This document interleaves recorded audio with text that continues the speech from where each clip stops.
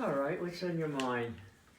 So, the first time that your tank was ever shot at, whether it be by another tank, a bazooka, or a gun of some sort, did it ever cross your mind that you could die, or was it completely not important at that moment?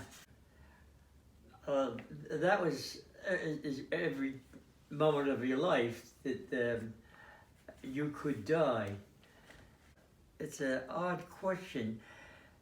You see it and it happens, and you have to have a feeling of invincibility, that it wasn't going to happen to you. I'll be honest with you. But you had to live with something like that, that it happened to him. He's dead in your arms, but it ain't going to happen to me. And yet shells are coming in. That was back there all the time, in the back of your mind, yes. And yet you wouldn't think of it. It's just that they kept on calling me up to the turret of the tank. And you see this guy with his chest blown off his body.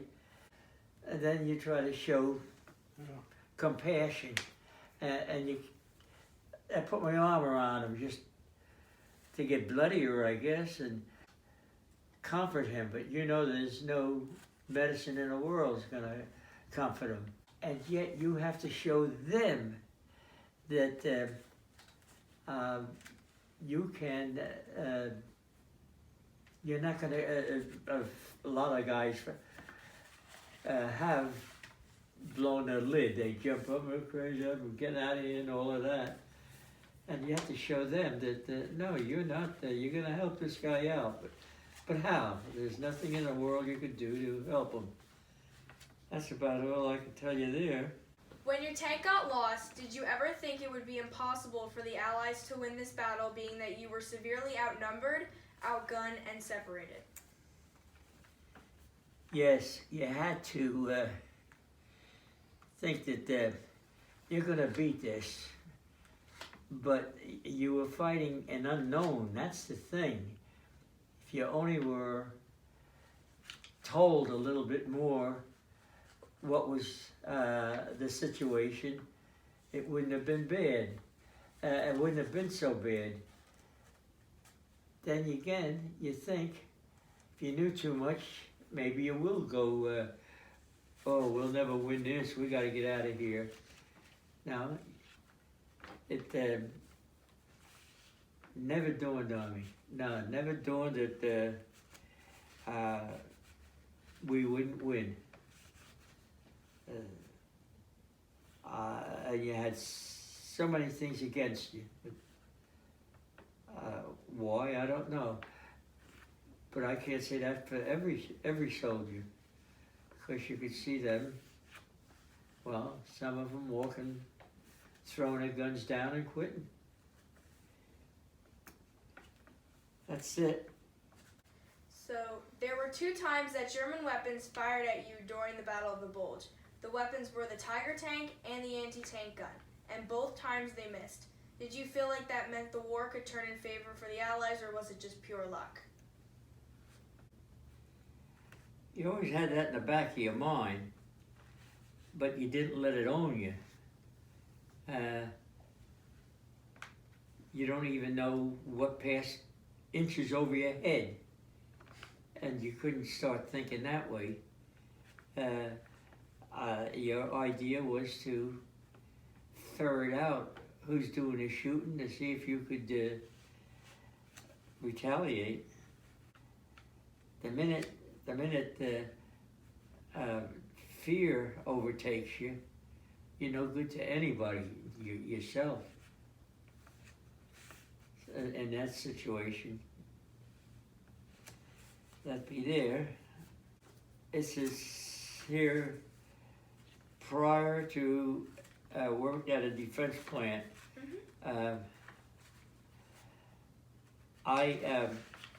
Before that, I was working on farms for 15 cents an hour. The borough clerk steered me, Mrs. Headley, to go to a defense plant, and was astounding at the pay you got. Overtime, everything. So I, living in poverty all my life, I says, I could make it big here, but I knew I wasn't going to be there long. So I worked double shifts. Worked 8 hours and hang around 10, 15 minutes, taking a machine over and work another 8 hours. And I made so much for the 3 weeks that I was here that I was able to buy a new car, a brand new Chevrolet, $550. That's what it was them days. To get as much money as I could and leave whatever I could home. And that was answered very quickly. I was drafted. So the plant was it, your job, and do you feel the job, I made airplane parts, played a role in your being selected as tank destroyer? Absolutely not. They didn't care who you were, what you were, dumb or smart. And when I ended up with it, my crew, a guy by the name of Spencer, lived in Idaho, and he never went to school, and he lived on farms, from one farm to another, for $30 a month, and they just got paid once a month. And once he got drunk, and not the cops, but somebody local tried to salvage him, and they told the borough. Anyway, they turned him over to the borough clerk, and he was in the army the next day. He never knew there was a war on. That was one guy. The other guy was, a man said that Arkansas was the land of opportunity. And at 11 years old, he ran away from home because it was so desolate, and never went back, never knew who his mother and father were since then. And he got drafted in California. That was the extent of his education. And the other thing is, Mike Kozowitz that got killed was tank commander. And he was the only educated, really educated, had a high school diploma. It says that his death give you a realization of your own mortality. Like you said, you had to live with something out there that kept you going, that it ain't gonna happen to you. And thanks to God it did. It worked that way. Hit in the middle of the night. It was probably Christmas Eve, and our tank, going along a river, tipped over in a river, slid in a river, and we were drowning. And as a result, the top of the tank, the hatch, got smashed against the bridge work, and we couldn't open. So the water kept coming up. Talk about loyalty. The driver was John Allier. We were friends till he died a couple of years ago. And so we tipped over this river. We're drowning, the water's coming up. And the tank turret that turns very heavily plated and everything. Said it has in it a small door, not too much bigger than this paper, that you could push it open physically and throw the big empty shells out. So Spencer said to me, the water's up to this. And they were in the mud and sinking, and slowly, but we're sinking, we're drowning. So he says, Marshall, there's somebody on our tank. And now here's another thing. Why do you make that decision? I says, Spence, if it's a Kraut and he drops a grenade in, we're all gone. If not, open it. Go ahead. He opens the door, and it's the driver. The driver was able to get out because he's not in the enclosed section. So he says, you guys get out. You can get out and crawl through the hole in the basket. There's a basket that turns with the tank. And luckily, the hole stopped right over the seat. However, try as we will, the seat and there's a tank, there wasn't enough room to squeeze through. So he says, climbs up, he says, what are you doing? He says, he's whispering out loud, you know, why don't you guys, he says, you gotta get out. Because he said the Germans aren't 30 feet away from us. Because they're coming down the river we're under, and up over the embankment and over the bridge that we're under. They don't see us. If they do it, they're not bothering us because it's dark. So he said, we said, John, we can't, there's not enough room between the seat and the turret. And we can't move the seat. So he could have been anybody else. He was free, could have just hollered out, I surrender to the Germans. Now he was dry, because he was in the first compartment, you know. Now, but he dove underneath the water in a tank and pushed the seat forward with the seat lever, which then made that space there, and we were able to get out. And anybody else would, I'm sure, 1 in 1,000 would have gone. Well, we all got out, soaking wet. Here it is. Now the 4 of us are sitting on the side of the tank, our feet, well, in the water yet. The Germans are walking right past us, up and over. And I says, fellas, look, we got to split up. I says, if the Germans pick us up, our silhouettes, they'll mow us down because they know that we're on patrol or something. They said, no. Said that we stuck together. We've been so lucky. We got to stick together. I said, no, you guys got to listen to reason.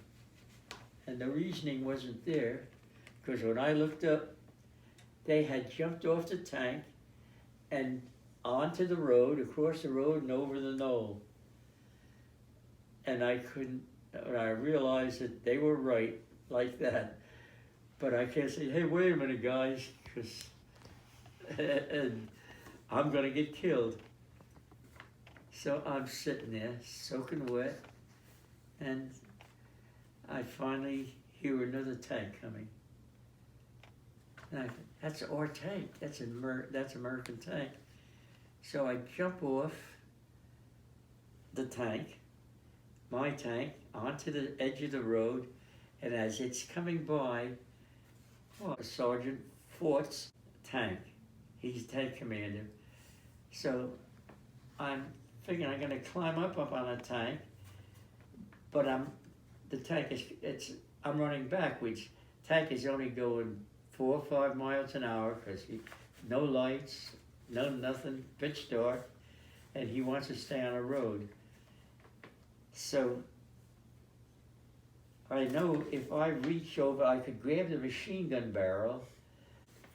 So if I grab that, and it hit him in the knee or something, he's gonna pull that trigger, and I'm gonna kill myself. I'm gonna get shot. I'm gonna get shot. So I thought the best thing is the back of the tank.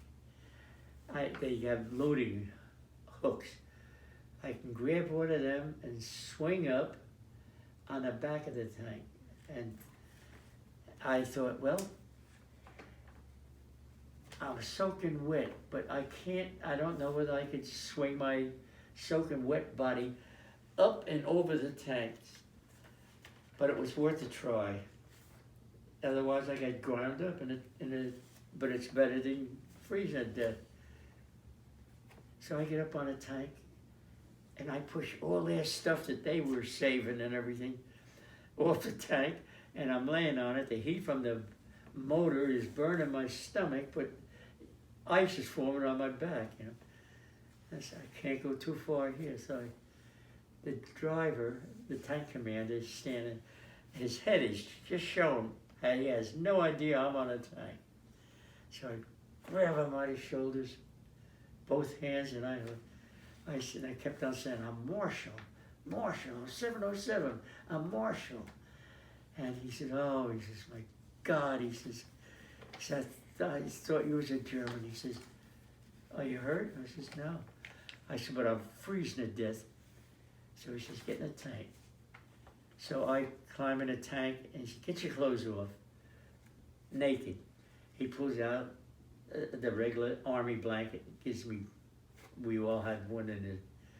Put this on. And I started to get back to normal again, breathing again, and I always start, a little bit, twilight maybe. Shells are coming in. We're still riding on the road. I said to him, let me out. I says, where the heck do you think you're going? I said, but you can't stay in here because they fire that big gun. The recoil comes all the way back. We've had those accidents. The 75 millimeter shell comes, that gun recoils and smashes one of the men. So I take the blanket, my wet clothes under my arm and the wrap my, and I run to climb out. I have wet shoes on, and otherwise their blanket. And I'm running across this field, naked really. And to me, I figure that if that road runs that way, I'm gonna head maybe back to Salvation or something. And in the clearings on I could see a house. So I run to the house, and I don't get within 50 feet of the house, and the door opens. And guess who was there? My 3 buddies. It was like, if you ever believed in God, you do things like that. So they says, come on in, can I? And they had their clothes dried. The woman had run the clothesline across the kitchen and was dry. Their clothes were dry. And he says, take your clothes off and let's dry your clothes. And with that, get my clothes off, threw them on the floor. There's a woman standing there, and Max says, you gotta get out of here. Here they come. They're coming across, same field I come across. So we went out the back door, and so we walk up the road, there's a building there. And Mac said, come on in here. He says, it's a supply house. Go in a supply house. Said to the guy, He says, what do you guys want? And I says, right from the floor up. And he says, you got it. He says, I'll give you anything you want. He says, but do it fast.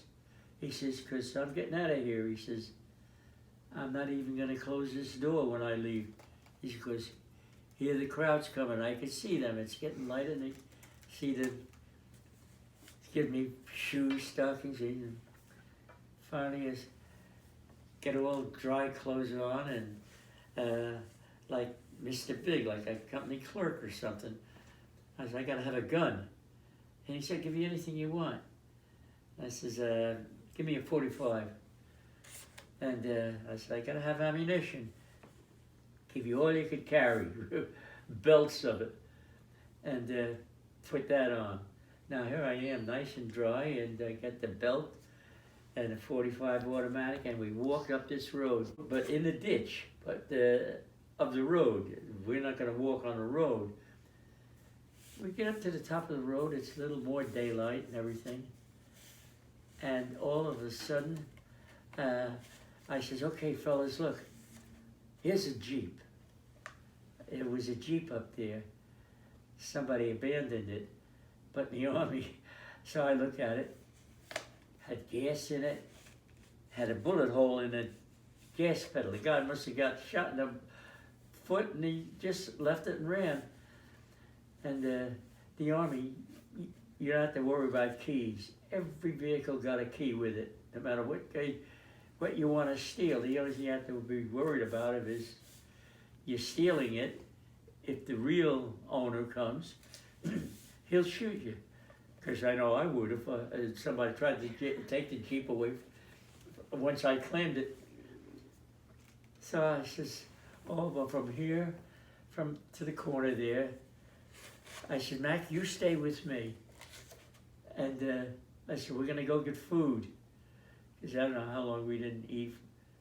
I said, Mac, you stay with me. And I'm gonna go get that box, and we're gonna go look for food.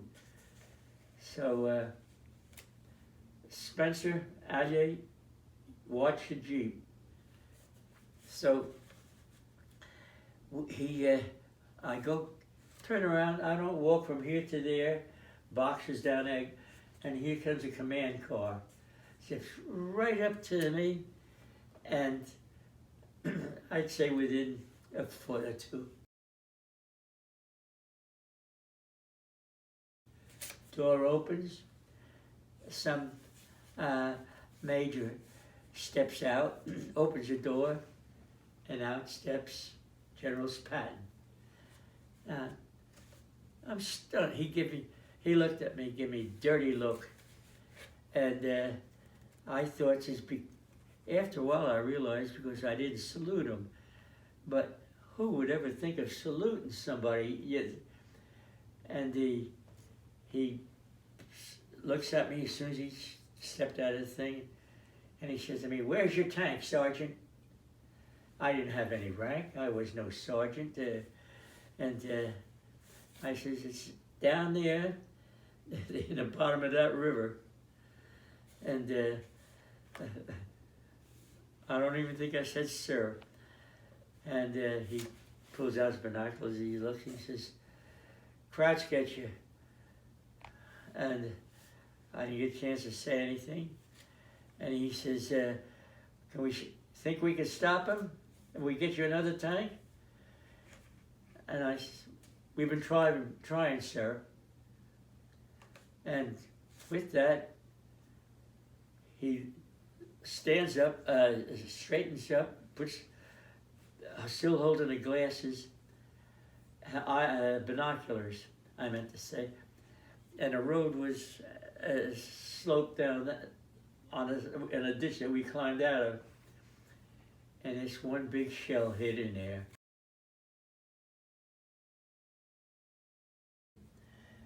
We no sooner changed positions out in the field, nothing happened, and off we went. I'm sitting in the gunner's seat. And as we get to the road, there's two men walking, nicely dressed, but they weren't army dressed. we found out they were Air Corps, and they got evidently shot down, and they were assigned to take charge of a bunch of men, Germans. So, but we didn't know that. All we see these two men walking in front of us, right on a road, and they walk militarily and everything. You knew that they were military connected. As Mac now calls down to on the phone, on the earphones, he says, "Get him." But when he said that, they make a sharp left turn and went down between a house and a barn and down not a steep hill, just a slope. And as we started going down, I could see ahead. There's no time for sleeping. There's a pile behind the house. As we going down, instead of my gun being with the tank, I turned it 90 degrees to see what was behind that house, because there was a young guy. He was young, but a big kid, and he was surrendering. Now, there was something phony about that, so as the tank went down past the pile, there were about 15 to 20 Germans. They lost their leader, we'll find out. So they're waiting for these guys to take over.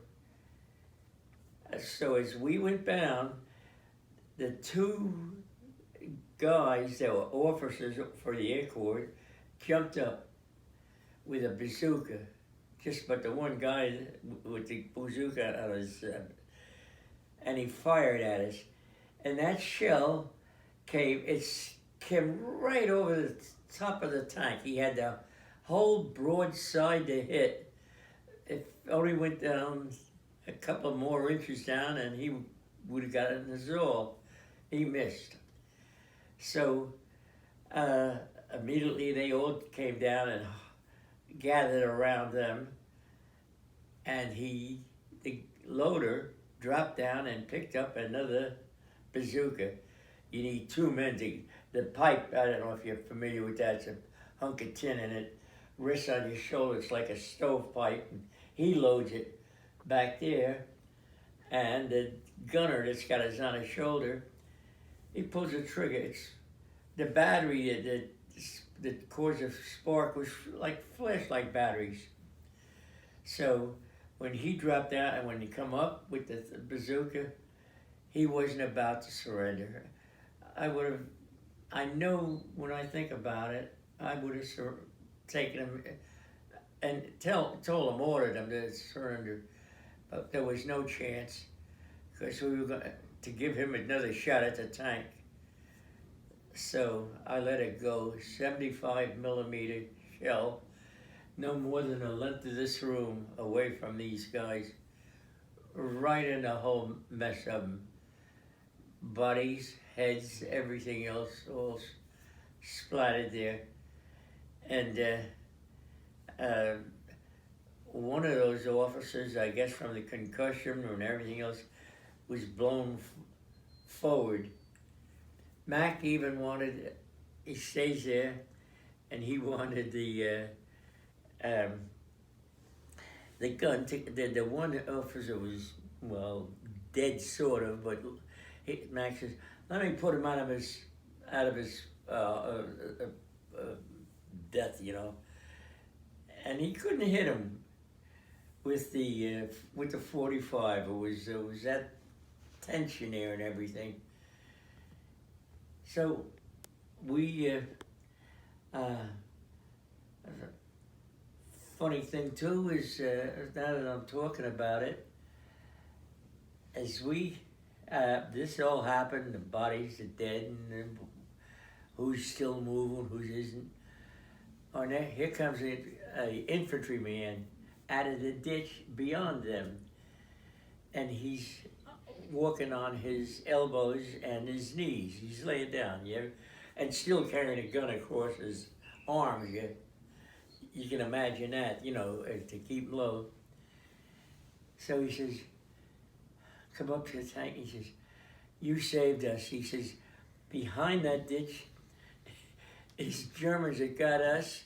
Either they were going to annihilate us or these guys were.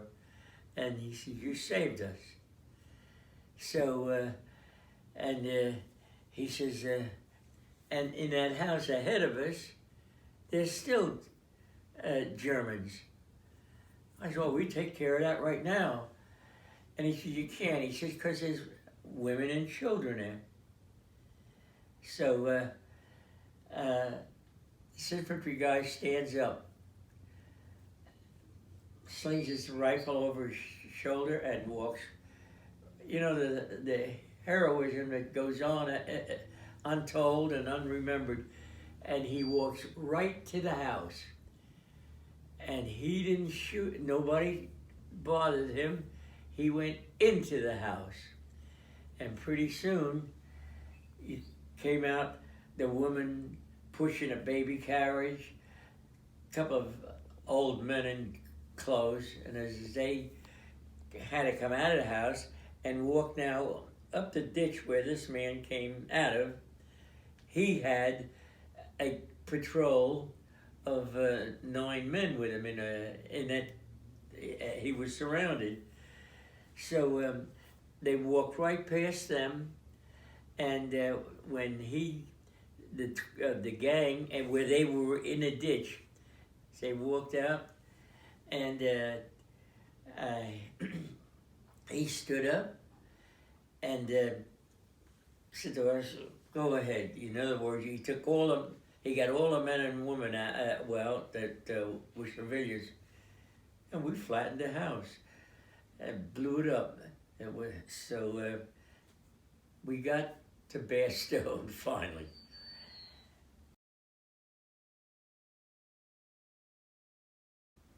So in Bastogne, I met a Captain Lissy as a wiry guy, tough and great. Boy, he changed my life as far as military goes. So, he looked at me, and he was from our company, Company B, and he was a mechanic. He was battalion mechanic also. So he's no small deal. He was a captain. And he's sitting in the basement in Bastogne. The Germans are coming in.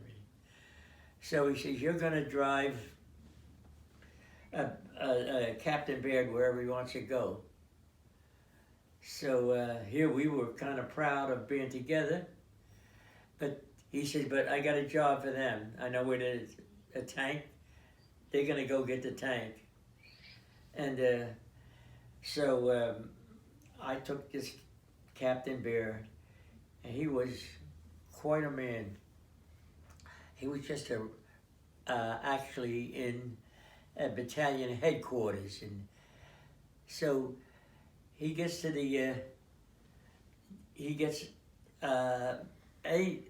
every little the roads were dirt roads and everything. He knew where to turn, everything else. So finally it was quite dark, quite late at night, so he pull over. I pull over, and he says something about, get something to eat. Is he kidding me? I'm in a Jeep, dark, I don't know where I am, and he's going into this building. And it was a tavern. And he had an attaché case with him, and I couldn't see where he went in the dark. So I'm standing there what can I do? It's my job to stand protect the Jeep. And the first thing is, I feel his hand say, "You were right. I almost died." God, I get. And then you're looking for your own. By the time you reach for your own gun, you're dead. He's got a buddy with him. So his buddy says, "You go eat. We watch this. Go." They had to. I had to do it. They said, and sure enough, walked in. All these places were the same, built the same. You walk into the entranceway and close the door behind you, and there's just a short entranceway, one step, and you open the door to the main entrance, so no light goes out or anything like that. So I do what he says.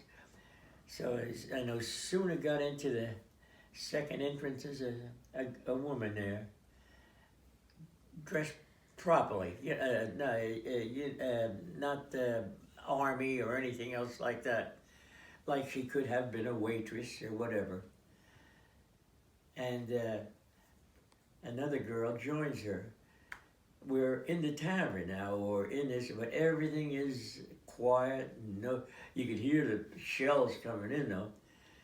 So she said to me, "Bosch coming," and they knew something was up. And I lied. I says, "Nah," I says, they're not coming." And they came out with this plate of food for me, which I ate. And you ever hear of head cheese? Mm-hmm. I like it to this day. And it was, homemade bread and everything else. And pretty soon the captain came out of the back room. My Captain Beard, his name. Let's move, Marshal. So off we went, and came to this English section. And as he says, "You stop. There's a bridge." Went over the bridge, and there was a big building in front of us. He said, "I'm going up there," he says. "You wait here for me." And one of the soldiers there said, English. And he says, Bear turn around to go, to run to where he's going. And the English guy says, he said, I wouldn't stay on this side, Yank. He says, they're after this bridge. They're out to bomb this bridge. And he said, you may not get back over it. So I says, Captain Beard. He stopped, turned around and come back. And I says, he says, don't stay here. Get on the other side. And you could always get over on a footbridge and whatever. Walking is different. You'd be without a jeep. So the guy, the Englishman, rides with us just to go over the bridge. And it was a hotel. And it was a big hotel. It was beautiful. You go in there and rest for how long it takes. He says, and I'll come and get you. the trust you have to put in somebody under those circumstances. So we go in the he wasn't gone long, but he comes back. The bridge wasn't blown. He ran back to the jeep, and the guy says, "You go in that hotel, just get a nap or whatever it is." So I go in, and before I figured, well, I'll sit in the jeep a while so we can come back. His captain came in, and he says, "I gotta have rest." He says, "I gotta have a rest." He had the attaché case in his shirt. And there was, the room was covered with bodies of other soldiers. They were all lost from their own outfit and everything else, and it was hardly any room but one of the pillars coming down. I said to the guy, I said, "Get out, go find another room," you know. And seeing us an American, he staggered up and disappeared, and this captain just sat right down, was sleeping on the way down. So I'm looking over the place, and as I walk out, and all of a sudden I see a stairway coming down, and a girl coming down, I don't know, 20 years old, whatever, but kind of quietly.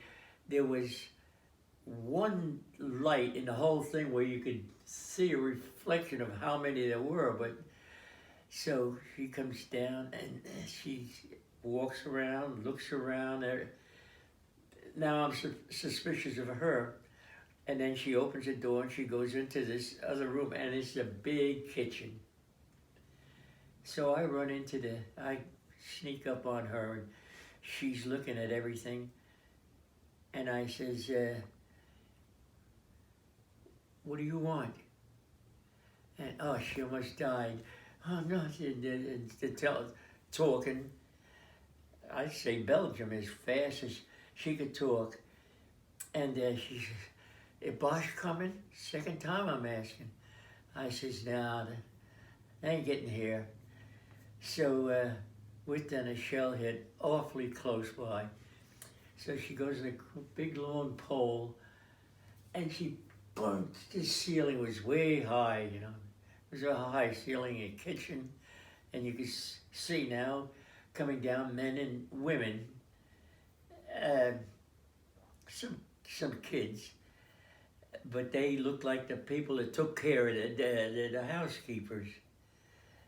And she rolls back the carpet and picks up this big iron door, and they all come down and in down into oblivion is gone. I watched them all, and she was the last, and she said to me, yeah. In other words, you cover us the same way, which I did. You often think of that because whether they got out of that or not, but that wasn't my fault. So off we go. We went back to Bastogne. There was a schoolyard there just outside of Bastogne, and the guys that are lost and hurt and tired and hungry and crying, they drifted there, and there's a captain inside, and he is organizing them just to give them something to give them paper, and remember to wash the windows with. They didn't have any water or anything, but he was giving them something to do. And the ones that he could fix up, and vagrants, they weren't vagrants, they were displaced, these guys. And Captain Beard came out and said to me, he says, "All right, Captain, his name was Pinchon." She's so funny how that come back. And he says, "Captain Pinchon is going to send these guys out to you that are well enough to go back into Bastogne." Lissy's in there yet, and everything, you know, in the cellar yet. So, and then load them in a truck, take a dirt road. Oh, and when the 101 had to walk, and the 82nd, they had to walk in from Paris, and they were throwing stuff they were going to send home for Christmas rather than carol. They think they're going to go in, which they did for battle. They didn't drop them in. They had to drop them by truck, and the rest of it, they walked in. So he says, I remember the guy one of the guys came out and he says, young guy, nice, and he was crying. He was ready to go back. One of the guys, I told him, here's his dirt, get in that truck. So he wasn't going to go back. I ain't going back for anything. She said, I bring this up now. And he says, I can't go back. I ain't going back. But he was the first guy to get in the truck. And as he walked in the back, and walked to the back of the cab, you know, to the front of to get loaded, and he was still complaining, and a shot went off. Now, whether he shot himself purposely or not, I don't know, but it was a bad shot. He hit himself in the knee, and it went down through his leg, and he now was just laying there crying and everything. And I said to the guys loading, get that SOB out of there. Get him the hell out of there. And he's ruining for everybody. That's, you know, impressive. So they dragged him out, and they said, where do you want us to put him? I said, there was about 4 inches of snow. I says, throw him right there in the lawn, leave the SOB there. I says, that's all he's good for. And I thought to myself, I'm no different than the Germans, you know? So I says, oh, no, you don't. Carry him into the captain inside. So that ended my day. Now we're right up to the December the 24th. You wouldn't know. And you wouldn't know. That's how I spent that day. And I went in with one of the trucks, the first truck. And that's how I spent Christmas Eve. But the next morning, Captain Lissy come up.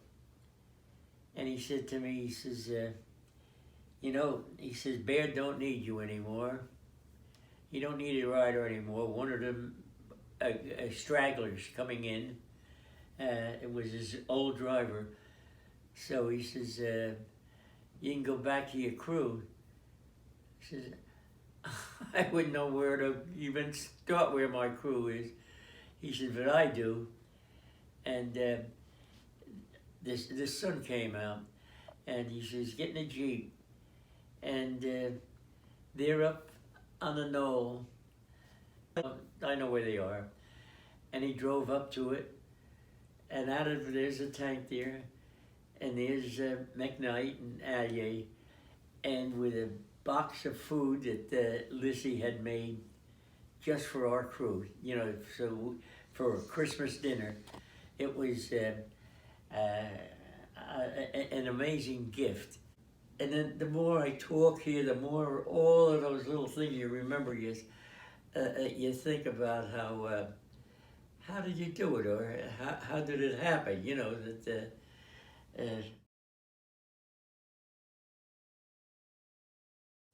That's the compass. That's the compass that you found in that camp. That you took out of that camp before that. Yeah. And then you carried that with you all through Europe. Yes. All right. Now,